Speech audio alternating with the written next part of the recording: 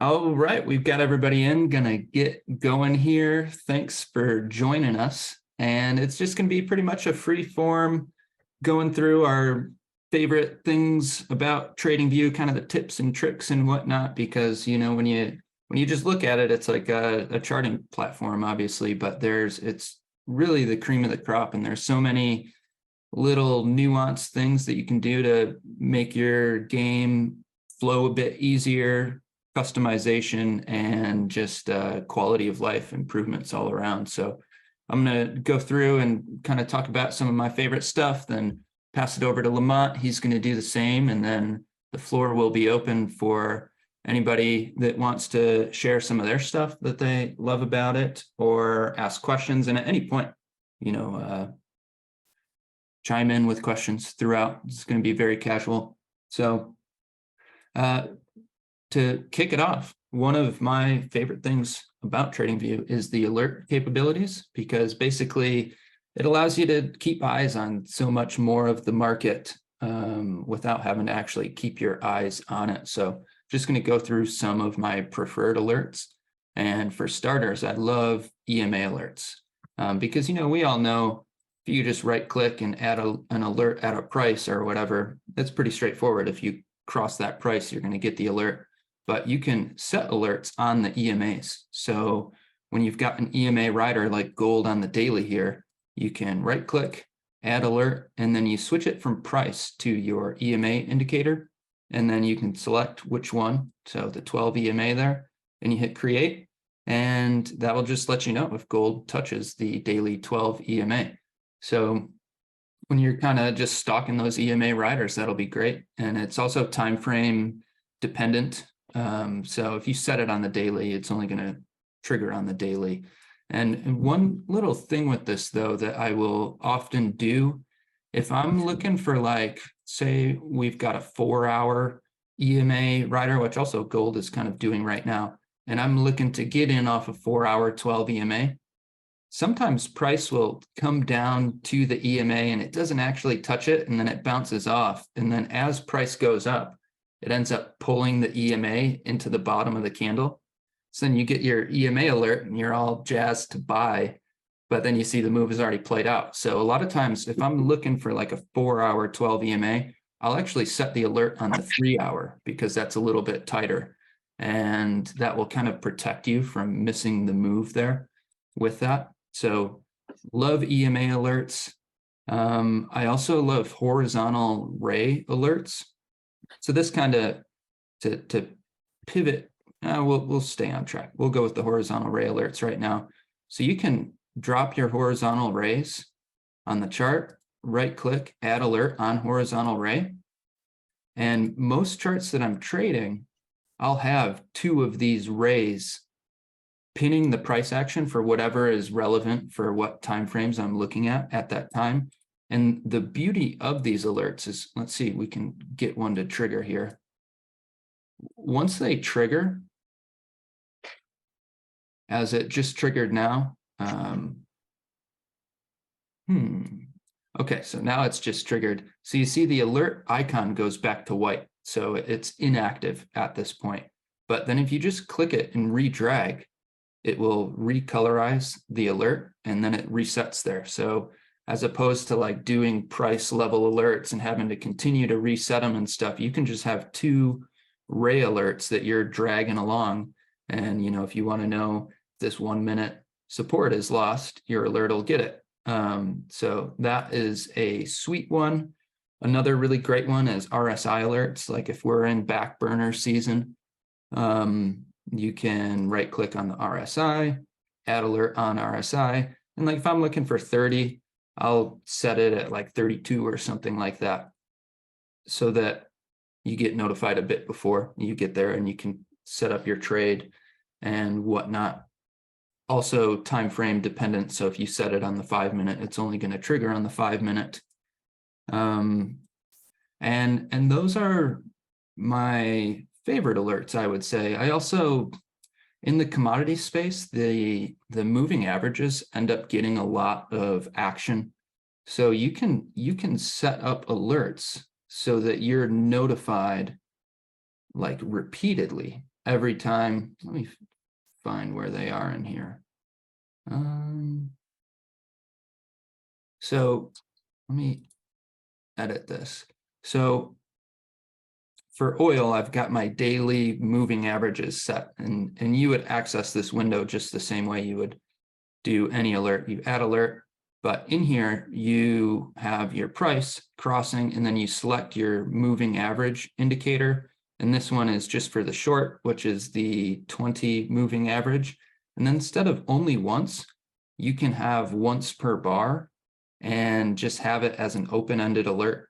So this is something that I have set, and I don't have to like go back and reset or this or that. And then anytime the 20 moving average is getting tested on oil, I'll get a little alert for that. So it could definitely get a little crazy if you had that on too much stuff and get information overload. But if you have something that regularly is giving these signals, and you can just set that alert to just have it, keep tabs on how things are going. And, you don't just go YOLO into something when that alert goes off. But if that alert goes off, you go check it out, and then the smaller time frame setup presents to like play off of it or something, then you can basically have a trade opportunity on something that you weren't even necessarily like stalking. So again, it could get a little overkill if you do too much with it. And we don't want to necessarily be like just taking trades that we're not looking for or this or that. But, if you've got kind of a stable, and that's my approach, I'm pretty much trading the 4 indices and then the commodities of gold, silver, oil, and natural gas. So like with those 8 names, it's not too overkill just to be being kept informed about the action that's moving around if I'm not actually watching it. So other alerts, you can do like volume-based alerts. If volume goes over the 20-day average or something like that, so you would just go down. Let's see. This is not one I use a lot. So we do add alert. Actually, I think you do it like this. You add alert, and you would have your volume crossing, and then you would do volume moving average, which is your 20 moving average, and then that will let you know if your volume is up and over the 20-day moving average. So not an alert I use a lot, but I know some folks are into stuff like that as well. But basically with this whole alert format of like your conditions, and you can have any of your indicators, any of the sub elements of them, and then crossing over, greater than, less than, percentage move up, percentage move down. Oh, and that's actually another one that I do use, the percentage move down. Like if you're looking for like a capitulation move, like when Bitcoin back last summer was dancing around 20K, like I knew I was looking to play a flush there. So I set up an alert. I'll just go to Bitcoin for it. I set up an alert for a 5-minute candle moving down 4% in 1 bar. So you go to your alerts, you have BTC, and then moving down percentage. And then I had it at 4% in 1 bar, and then create. And then that essentially lets you know if you have like a liquidity flush going on.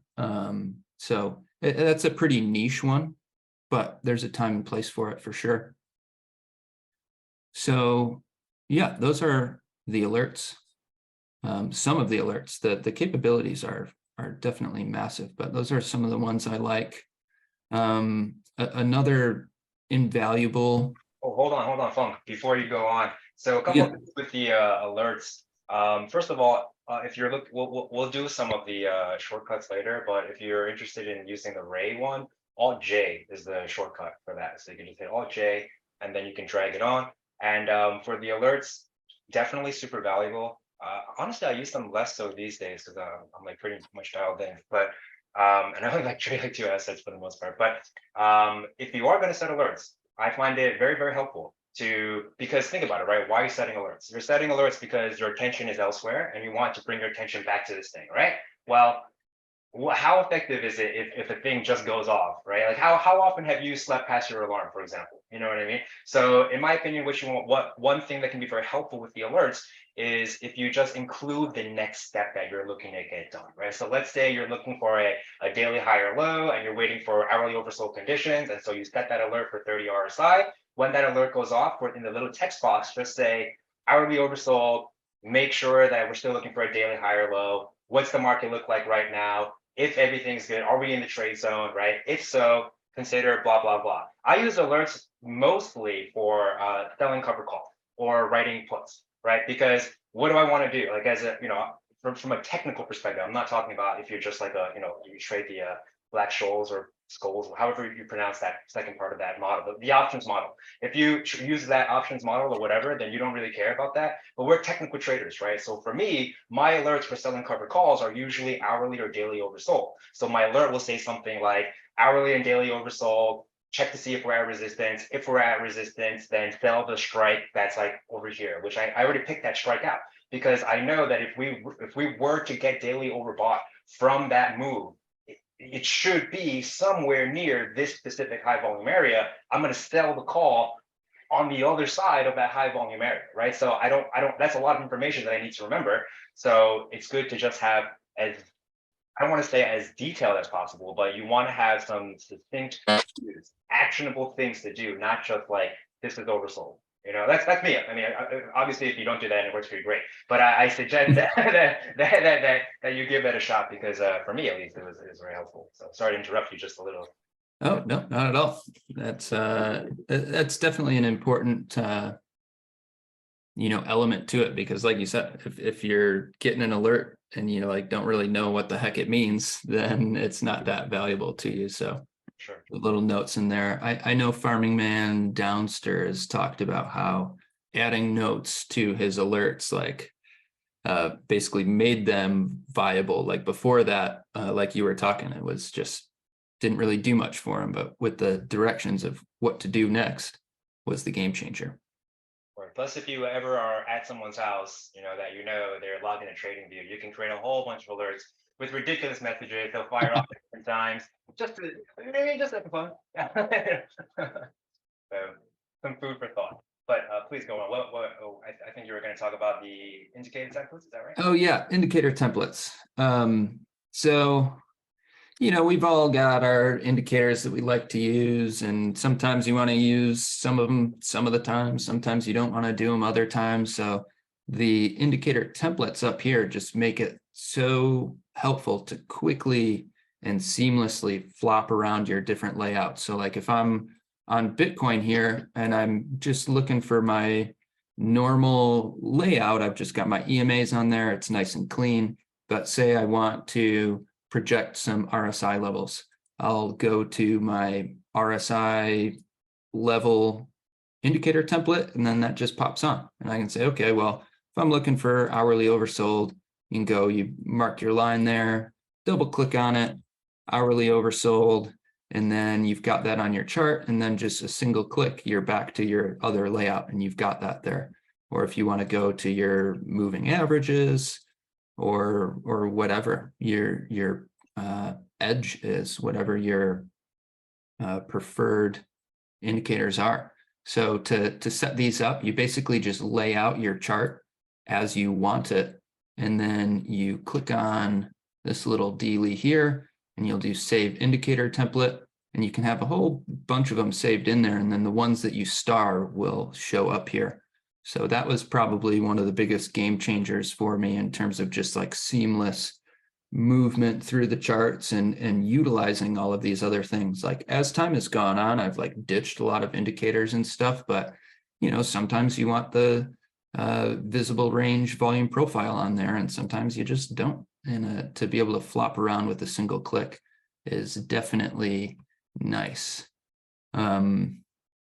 So what else we got? Another thing that I do think is important is our color layouts. I know folks know that both Lamont and I use kind of unorthodox color layouts. And the way I see it is if you're going to be sitting staring at the charts all day, it may as well be a color palette that like vibes with you and you like looking at. So, I mean, everything is customizable, your candles, your lines, your background, your indicators, all of that. So, and that's just in settings, appearance, and you can change all of this stuff. You can put a gradient on your background. You can put the watermark on there if that is your style, your text, your lines, all of that. So I don't know. I'd encourage folks to tweak it a little bit. Like, I don't know, the default settings are so in your face, like bright. I don't know, bit too much for me. So let's see what else we got. Another thing. So I'm primarily, like I said, I only really trade 8 things. It's probably like 90% of my volume, 95% of my volume. And one of those sets is the indices. So I have this quad layout that I keep on my side monitor, and it's ES, NQ, RTY, and YM. And I have them vertical like this. And this was a Lamont special that he encouraged me to do this so that you can see correlations really easily when they're side by side like that. And for the longest time, I'm like changing intervals on each one and like resizing and doing this and that. But if you go over here to your multi-pane layout, if you select interval and date range, it syncs them all up. So if you change one chart, like say we're looking at this and I say, okay, well, I actually want to zoom in a little bit and see what we've got going on the 2-minute.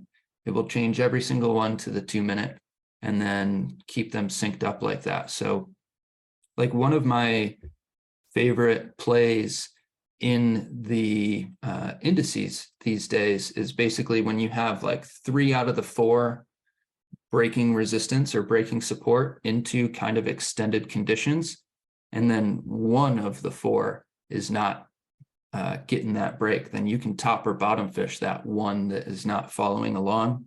Very low risk play. And basically this setup here of the quad layout and having them all synced up makes it very easy to identify. Let's see if we had one. It's a play that shows up quite often. I won't waste time hunting around for it, but quad layout, interval syncing is super nice. I imagine most people at this point know you can select your time frames that you like, and when you star them, they show up there. So that obviously is is helpful for moving around stuff. And I keep some more obscure ones up there just for random times, but yeah, those are like my main highlights of TradingView. Well, one more we'll talk about. So in your watch list, you can put little dividers in there. So this is my ratio watch list. You can have, so for instance, I've got my SPY sectors and then SPY individual names, QQQ sectors, QQQ individual names, so on and so forth for all of these other ratios. So it can be helpful for just organizing stuff. You can also like color coordinate things and separate them that way, but these dividers is my preferred way to go about that. But yeah, I'm gonna pass over the screen to Mr. Lamont. He's got a bunch of super high-tech tips and tricks. Regular tech. Regular. It's high-tech. He's humble. So do you boot me from the screen share, Lamont, or do I need to No, I think I already did. rescind power? I think I already did, right? You guys, I think you should see this big old screen here. Is that correct? No? I still see Joe's screen. Okay, hold on a second here.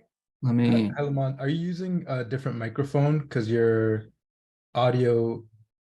microphone's usually pretty good, but it's kind of like tinny at the moment. Wow, that's a really good observation. I absolutely am. I'm using this. I didn't mean to, but yeah, hold on a second here. We can toggle between Joey and Lamont's screens. If you go to the very top where it says view options, All right, hold on. all the participants can just toggle between both of your screens. I did just stop sharing. So, All right, so that mic should that be. is gone now, but good to know. Thank you. Yeah, I didn't know that either. But how's that sound? Good. All right. Sounds Yep, good. good. That's a good observation for sure. I just must have had my wireless headset on there. Okay, what's going on, you guys? So thanks, Funk. Appreciate all of that for sure. Just a few notes on some of the things that Funk said. So in alphabetical order, all the things that were wrong, starting with, no, I'm playing. So regarding the templates, though, like I find that it's very, I hope you can see this. I hope it's clear enough. But regarding these templates, when you save them, when you star them, the way that they have it set up is that it'll just put that first letter in there. And so if you have two overlaps, like two of the same, first letter or whatever, you can just name them a number just to get around that. And I thought you were going to talk about the watch list bookmarks, but if you're not, then we can do that right here. So if you don't know about these, your watch list or whatever, if you can mark any ticker that you have up right here with a little tab over here. So here's a little flag symbol or whatever is what they call it. And so whatever, flag color you mark it up as, it's going to show up there. So if I mark this up as red, if I can do it, there we go. And then boom, it pops up right there. So that's definitely very helpful. For me, I have obviously a lot of watch lists, but I typically will keep, a few of these going. Honestly, nowadays I just primarily stick with these, but for like a quick thing just to throw them in there, just know that there is this little bookmark thingy here is very helpful. Additionally, if you want to add something to, well, we can just do the shortcut list later, but to add something to the watch list is Alt-W. We'll do a whole shortcut thingy in a second here. But that's it with the watch list for the most part. Okay, so if you don't know, you can also adjust all of these things over here, but whatever. So for me, I think probably if you'll notice, my primary monitor is a 4K, it's a rather large 4K screen, because the way that I see it is, you can buy two ultra wides, right? And then it's like $3 or $4 grand or so, or you can buy one big old 4K, and then it's kind of like two ultra wides, and that's usually like a half or a third of the price. So let me just walk you through why I have it exactly like this, because it's very intentional. So the reason why I have the panes as such is because I never touch anything here. I never touch anything on the right side here, right? Because what I'm doing is, this is all the same layout. So if you go in here and you look at all your saved layouts or whatever, if you go to load, here are all your different layouts, right? And so whichever layout you're on, it's going to show you right here. It's going to show you right here, right? So typically what I'm on is the ES over here. I don't know, let me zoom in. So here we go. So you have the ES V1/3, that's just, obviously 1/3, right? And then for the NQ is the same. So you'll see that it's the same layout here for NQ, and it's the same layout here for ES, right? And so if I move something over here, like let's say we just move this RGH to somewhere here for whatever reason, then it will move over there. See how they all moved over there? So I'll just move it back, right? And then boom, it all goes back. So I find that very helpful because, if you use, many of us, right? If you use multiple time frame analysis, as I imagine most of us do, if not all of us, then it can be very helpful to just leave all of these things up here so you can very easily track the bigger picture on different intervals. So this one here, this top pane is the volume profile for each session, right? So this is 1 day, 1 day, 1 day, 1 day, right? And so at a very quick glance, I can see where is price right now relative to yesterday's value area high, yesterday's point of control, whatever, right? And so why is that helpful? Because, well, if price is over yesterday's point of control, it's over yesterday's value area high, who is in control, right? Buyers must be in control because they're moving prices above the key point of yesterday, the point of control, which is where the most volume was traded, right? So obviously, if we are over where the most volume was traded yesterday, higher prices are attracting new buyers, higher prices are being accepted, right? So boom, you have one perspective right there for your lens, nice and easy to see. And then down here, it usually is my hourly chart, hourly or 4 hour, whatever. And for this, I usually do the drawings over here, right? Because I don't want to mess with that. So I can just do all my drawings over here, make sure that, okay, that's a sideways range, that's a sideways range. I mark them up. And then right here, I can just see them very easily. And again, I can just move, I don't do the arrows for me, but to share the information, I can very easily move these arrows and they'll all sync up over there. And then finally on this bottom pane is my daily chart. And so again, you'll see it's the same exact 3 charts, right? And so you always have the big picture because on the side, typically, if I'm taking a trade, it's probably on this chart on the 1 minute. And so the beauty about this is, right, I can see what's happening, how the 1 minute chart is responding to these bigger picture levels. So for example, in the futures room right now, what were we talking about? We're talking about, you know, from the beginning of the session, we're looking at this, right? For example, here's this little key baby, right? And I know that this key baby is happening where? I know that all of this stuff is happening right here on my hourly chart, right? So I know, okay, well, if these sellers aren't going to get back under this key baby, what is happening? This hourly level, right? This level right here. Let me just draw a big arrow, I guess, because then we can see it, right? Oh no, we won't be able to, there we go. this guy right here is it's holding price. You see what I'm saying? So for example, if we were to look right now, right, what were we talking about just now? All right, so if we reject from this hourly level here, right? Let me just zoom out and I'll blow it up. Right. So the idea when we were over here was that there's that tiny, I'm sorry, the baby's over here. So if we're not going to crack back under this high over here, right, then we're probably going over here. If we crack over here, we're probably going over here. Right? So the last trade was over here, actually. So let's just focus on these levels. I'll thicken this up. Oops. So you can see what I'm talking about here. And so if I zoom in, right, then okay, I see how price is responding on the 1 minute time frame to that key value area low. I know this is a battle to get into this upper range up here, right? This upper range over here, this, right? So I know, sorry? Oh, so I know that that's a battle for that, right? So boom, you get in, you reject, boom, you get in, you reject. And then what just now we saw this selling, right? We're saying, okay, well, this is a back test of that range. It would be a failure on the seller, on the buyer's part to not get here, right? If they were to fail right here, but we also know that they make no change, these sellers, without cracking back into this range, right? So we see, okay, they've come back down. The sellers are going for it. They fail miserably here at the value area high. They can't get to the point of control. If we come back above, where should they be trying to get to? Boom, they should be trying to get there, correct? And so that's where we are right now. And there you have it, right? So you can see how all the different things kind of flow into each other, right? And because this is very important in my opinion, right? Like what is the point of TradingView? What is the value of TradingView if you think about it? If this is something that Mr. Dalton talks about, right? Mr. Dalton says, what is the game? You know, the game is about organizing information better than the next person. That's the game. First, you have to decide what kind of information you care about. Then you have to decide how do you organize it, right? Because you need to process it. You know, I see you guys sending messages over there. See you guys. You think Funk and I don't do that on the regular, Chris? You think I'm not looking out for that? I used to be a teacher, bro. Smart. I'm just watching my trades that I have on. I'm not doing anything. All right. I'm moving stops. I'm changing targets.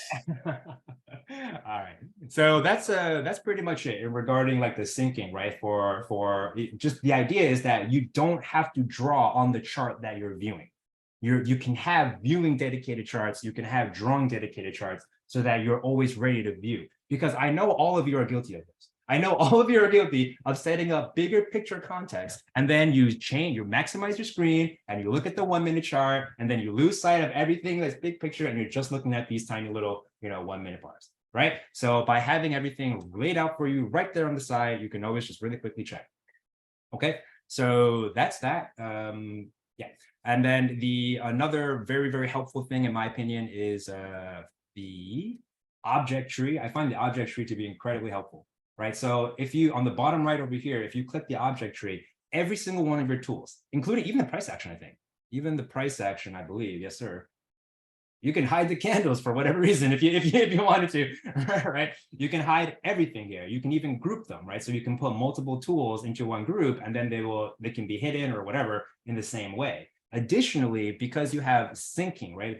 That you can sync one thing from one pane to another pane, from one layout to another layout, or to all your layouts, you can right click on anything. And then if you say sync in layout, it's just obviously going to sync to all the different panes in the layout. If you sync globally, I don't know why they chose globally, but if you sync globally, then it's going to sync to all of your different layouts, period, like all of them, right? Not just this current layout. And so you can do that here as well. You can right click and say sync on layout, sync globally and whatnot, so that you can carry some tools over. It's very, very helpful, especially if you're like trying to go brand new. You're trying to do a new chart, but there's some information that you want to carry over from your old chart. You can literally highlight it and just hit Control C. And then here, like you can hit this Control C and then Control V. Hold on, let me find something I can actually copy. or there you go. So you see how there's another one on there. I can just keep doing it, making it darker and darker and darker, you know? So that's the idea for the object tree, at least, is it's very helpful to organize all your tools. So let's say that you have a pitchfork look, right? You have a big old macro pitchfork look. Maybe you don't want to look at the up pitchfork. You don't want to look at the down pitchfork. Well, then you can look for all of these here, hide them. Very, very helpful. It's also very helpful to clean things up. Like if you're like me and you have a bunch of long position boxes and they clutter up your sidebar over here, right? You can just kill them from the side, you know, like just there you go. You see how they're dying and they're just fading away now, right? Because those labels can get confusing, right? So yeah, anyway, that's the goal. That's the object tree. And then I would say probably the last is really the hold on, let me make sure I got it. Object tree, layout templates, we did that. The drawing templates. Drawing templates are super, super helpful in my opinion. So for every single no, not every, for most of your drawing tools, actually, I think for all of them, for all of the drawing tools, you can right click on them and then change the templates. So for example, you go to settings, and if you'll notice, right, I have a whole bunch of different templates for these boxes. These rectangles, I use rectangles like a lot, right? And so what you want to do is you can save them and then you can use them for different things. So for example, this gold one, I'll draw that. If it's a golden pocket, I don't want to leave the fib pull up. I just want to see what the golden pocket is. I'll draw that rectangle there, right? If I do this blue extended, then I know that that's a really, really long, it's going to go out forever, a blue long box that I use for my volume profiles. If I do the ghost, it's usually for like an options target or something like that, I'm trying to, you know, so it's like a little white box. So the idea is very similar to what Fung was talking about with like, what is it? What were we saying? Like, I know we didn't talk about that yet. The color coding specific things, right? That's another helpful thing. He was talking about aesthetics, right? When you want to change it, I totally agree with that. You know, like in video games, I always play a girl. I always play a girl character because I don't want to stare at some half naked dude for like 10, 20, 30 hours. I'd rather look at something that I find appealing, you know. Anyway, so plus white. You're lucky it's not just me and you on this and Joey on this Zoom call right now. That's all I gotta say. Dude, don't knock it until you try it. I promise you. I promise you. It's a better experience. Plus, all these white knights online, they will help you because they think you're a girl. You know, they're like, here's some free items. You know, so yeah. Anyway, so yeah, you can color code them. I find color coding to be very, very helpful. So if you ever look at any of my charts, if you ever see a purple line, that's a point of control. If you ever see a blue rectangle, that's a value area, right? So color coding everything. Remember, it's about organizing information better than the next guy. Why? So that you can internalize it, so that you can synthesize the information as readily, as quickly, as efficiently as possible. So if you color code all of the things that you find important, your brain will subconsciously just pick up on it. You don't even need to know. Like you don't even need to read. Like these, I promise you, these labels are really not, you know, they're the date labels. I have no need for them, right? It's just if people want to replicate it, that's really it. So anyway, all of these have templates. The same thing for the rays. If you do the rays, like you know, whatever, I have the ones that are specifically labeled or whatnot. And yellow lines are always going to be like a horizontal support. If it has a label, obviously, then it means, you know, it's a specific thing or whatever. But yeah, color coding, very, very helpful. And let's see, the drawing templates, the favorites. So for the favorites bar, definitely very helpful. It's over here. You can put it wherever you want. I pretty much always throw it down here because you have this like extra space down here that I don't do anything with it. So I usually have my favorites bar down here. You can turn that on over here. And what it is just that anything that you star from out here, it'll just get pushed right down to there. So very, very convenient. I like that quite very much. And then for the magnet, so let's get into the the hotkeys now, right? So probably some of the most helpful hotkeys are Alt J, that's for the ray. So Alt J, there's a ray. Alt H right next to it is a horizontal line. Alt V is a vertical line. You can, and then again, think about it, right? If you know these hotkeys right away, you can pop that down and then right click on it and then boom, get to the right template that you want to be on, right? So you can very quickly mark things up dynamically if you're like trading very low time frames. Which I know some of you do, you can mark them up dynamically very, very swiftly. Let's see, Alt F is for the fib, right? So you just hit Alt F and you hit fib. If you hold control, this magnet will turn on so that you can anchor things to it. If you just hold control, if you click on this and then you hold control, it does the opposite. Now it should anchor automatically. And then if you hold control, it doesn't. Let's see, what else do we got here? I think that's really it for the most part for hotkeys. Let's see, RJ, that's That's it. That's all. That's for the most part. Those are the ones that I use regularly. But if you want to find out more of them, they're all right here. Like if it has a keyboard shortcut, it'll be right there. Oh yeah, Alt T, right? Alt T is pretty. Oh yeah, Alt C is also pretty useful. The cross line, and that's about it. I would say. That's about it. Oh, there's also all the keyboard notes here. If you hit nope, if you hit nope, if you hit apostrophe, nope, nope. I forget, but but there's a keyboard shortcut menu. Let's see, here it is, keyboard shortcut. So you can go in here, and then they're all, there's a ton of stuff. I don't even know. Like, oh, that's another one that's actually quite helpful is control and then zoom. So if you zoom in and out, it just kind of zooms wherever. But if you hold control and then zoom, it'll zoom into exactly where your cursor is. I find this to be incredibly helpful. That's it. That's pretty much it. Final answer for real this time. Can you show us real quick, Lamont, how to extend the lines to the right on a box? Yeah, sure.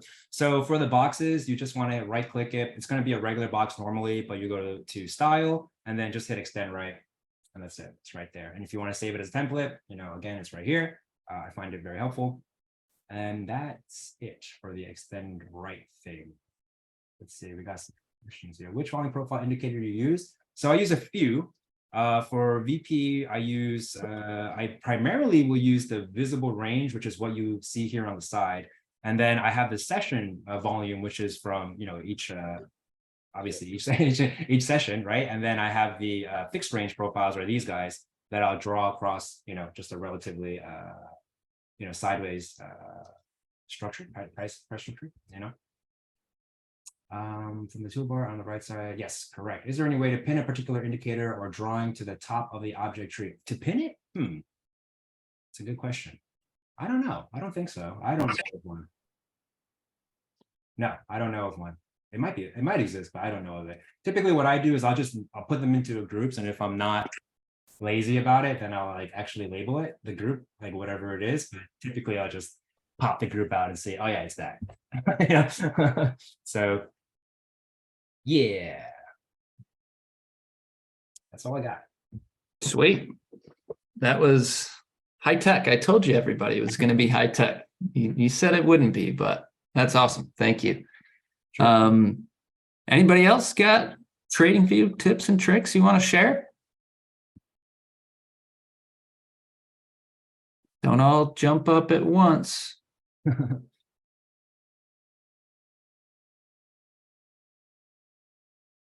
You use Windows, correct, Lamont?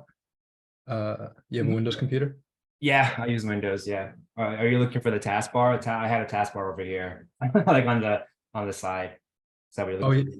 Yeah. No, I was just because on Windows it must be Alt, but on Mac it's Option. Right. Yeah. So just those are interchangeable. Yes. And you did go over how to do full screen, correct? Yes, that's a good one. Yeah. So for the full screen, if you hold Alt and click, then it'll bring out all your panes. Alt click. I mean, you can use this guy as well, but it's much faster to just use Alt click for sure. Wow, I totally forgot about that. Thanks, John. A lot of these things, the more you use it, you kind of forget about it, like that you are using them. Yeah. I probably use that the most, I think. Oh, really? Okay. Option click. Well, yeah. That's right. So in the same vein, you can Alt click, or you can just hit tab. If you hit tab, it'll go to the different panes. So you remember I have 3 panes, right? So there's my session to session, there's my hourly, there's my daily. And if you hit shift tab, it'll go backwards. If you ever, don't want to hit Alt click or whatever. Another one, now that they've gotten rid of the log button, is Alt L. Yes. If you're trying to flip back and forth between linear and log. Is there a TradingView user guide with all these things like written down somewhere? Do they have that somewhere on TradingView, like a guide on with all these buttons and all that crap? They're all over here in the keyboard shortcuts. Oh, they are. Okay. Somebody wasn't paying attention. Dude, if you stop passing notes back there. I got silver contracts on, gold contracts on. I'm playing. Come on, you got to give me a break here, bro. You're getting burned in the chat. Boom, Down. I got so I can print them out on paper like the old school guys do. Yeah. We get it, Chris. We get it. You're old. We get it. Yeah, but they're all there if you like. I don't know if there's like, they're probably videos, but I haven't seen them. You know, the way that I see it is like, you'll probably come to if you use a tool enough, you'll probably figure out like a easier way, you know, to go about it. I don't know why they keep messing up these buttons, honestly. Like the log button was a perfectly fine button.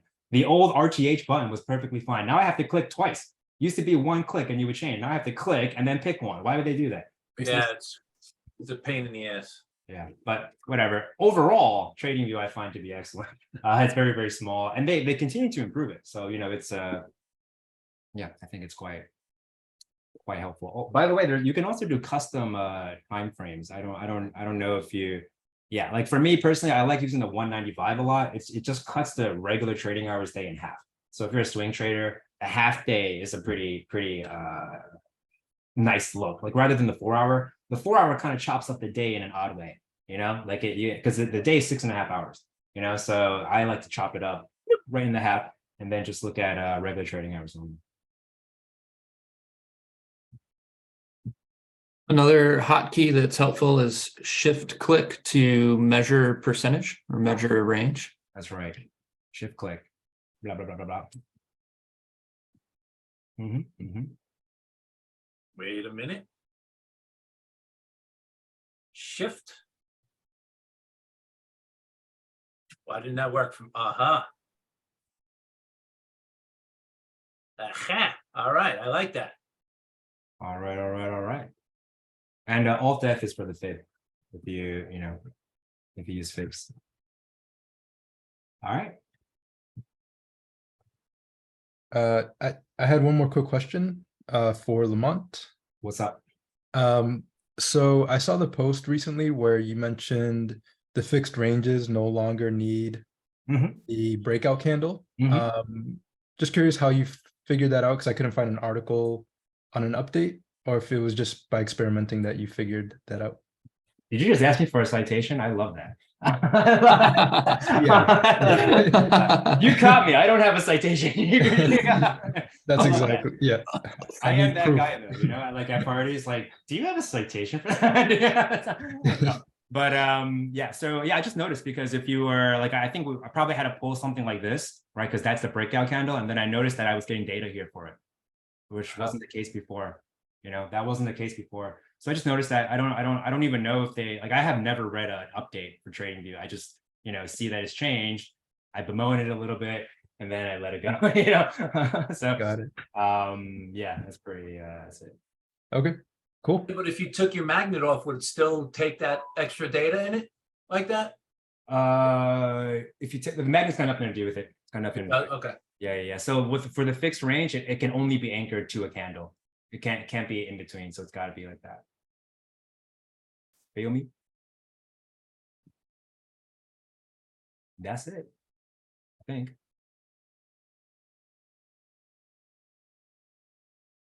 One other kind of little tip is if you're doing ratios, sometimes they come up and it's just like single cent increments that will be like very large on the chart. And if you just type in times 1000 on the ratio, it will give you more significant figures. So could you pull up just like a SPY QQQ ratio, Lamont? Sure. I don't know if that's a great one. Yeah, I mean, that's got some more there, but like you see, there's still a lot of room for more detail between each like functionable range. But yeah, if you just multiply by 1000, you can convey levels a lot better. Oh, I see what you mean. I got you. Yeah, I guess that wasn't really the best example for it, but let me see one of these. Like some of them, the ratio is just like the value of the ratio is like 8 cents or something like that. Like if you do UEC over CCJ, that would probably convey the example a bit better.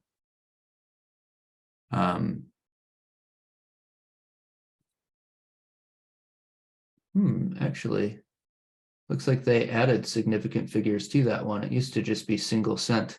They've been flopping back and forth on those, actually. Well, either way, it's there if you need it. If you ever want to raise your chart and it looks too compressed, essentially, or you want to look at more ticks, I guess, like for it to. Yeah, it's like it gives you more ticks on it. So, like, you know, some of these things, like, it will only show 11 cents, 12 cents, 13 cents. And obviously, there's a lot of different points between 11 cents and 12 cents. And it seems that they've recently updated this to where you can actually see those different levels. But before, it would just say 11 cents for all of those levels in there. So you just multiply by 1,000 and get those significant figures. Cool. Rick, ever thought about getting a programmable mouse and assigning commonly used functions? I do that. Yeah, it's quite helpful. So for like print screen, I use this button. For I forget, I don't honestly really primarily use print screen or delete. This one is delete.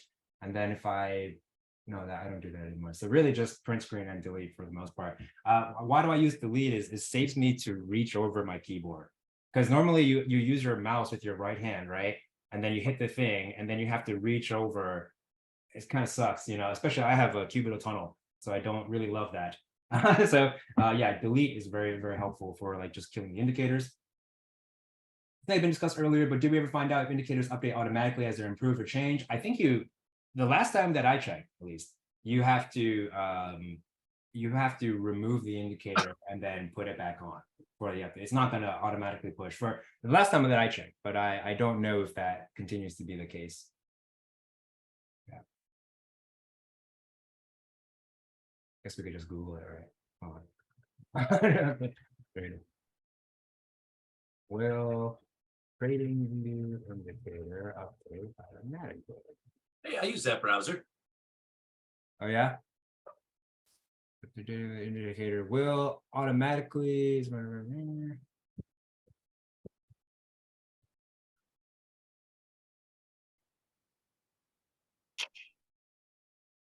I don't think so. Well, this was a year ago, but so far, looks like that's not the case. And you know who might be helpful is Mountain Mark. He's been doing a lot of indicators for us. He'll probably know if you just go ahead and send him a private message, tell him that we sent you, and ask him however many questions you like. I'm sure he'll be thrilled to to answer all of them.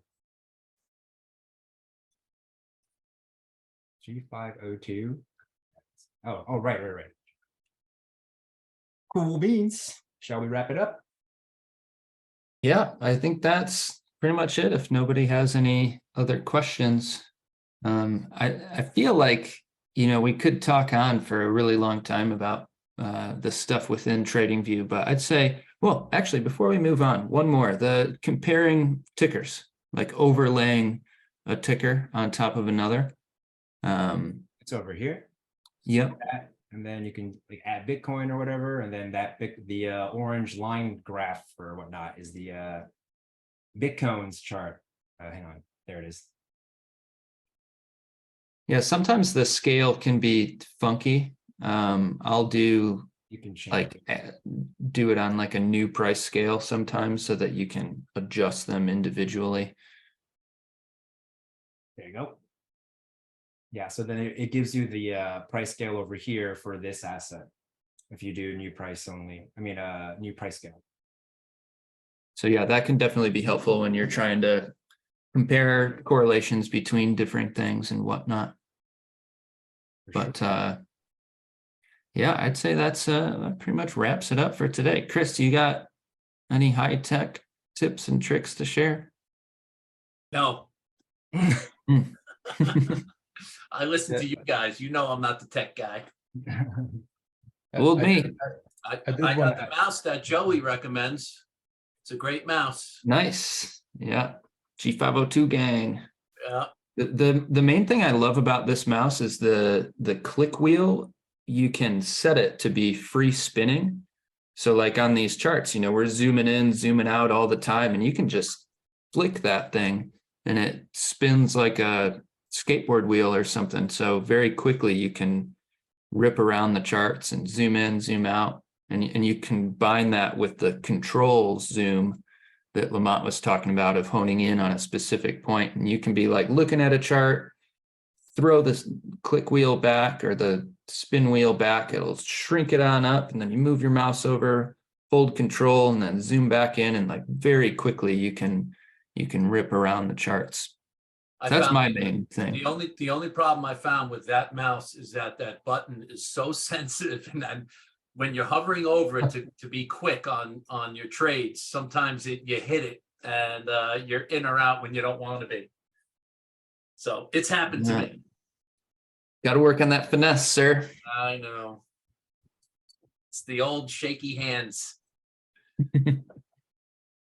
All right. Well, anybody have anything else before we wrap it up? Yeah, one thing Lamont mentioned it, the DOM with the layers. One thing that I've been doing, because in futures we do day time frame references. I like to, this is just something recent that I started. I like to copy the day time frame references along with the work I did on the session and group it into a folder. So I'll copy and paste the day time frame references along with the session into that folder, and then I can reference that session a later day if I want to do some back testing and kind of see where things were. Because I know a lot of times Lamont will be asked a question from a previous session, and I just thought that was interesting where I'd save each session. I don't know how many folders TradingView will let me do, but I like being able to maybe reference a previous session that way. That's freaking brilliant. That's awesome. That's such a good idea. I normally will, because I just move my day time frame lines, and then if I have to do a trade review from like last week, I gotta move them all back and stuff, and then it all looks janky. That's a really good idea. Thank you, John. I'm gonna I will remember that for the next time that I procrastinate doing a trade review. Cool. Thanks, man. I appreciate that. Cool beans. And on the opposite end of the spectrum, I have no idea what he's talking about.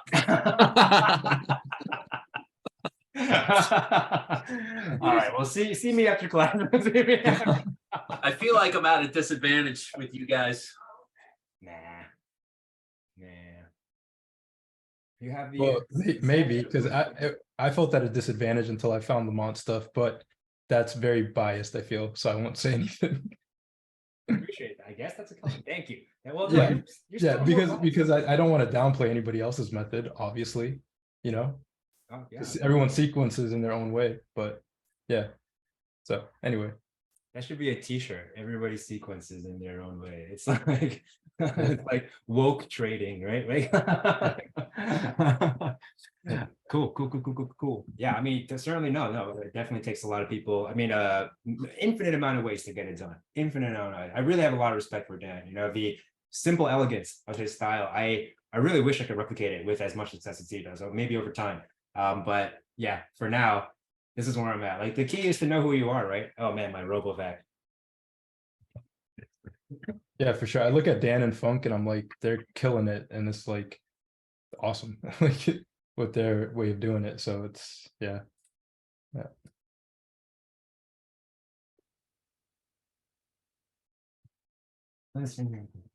Thanks, guys. Appreciate that. One thing you guys need to get on Dan's level is to start microdosing.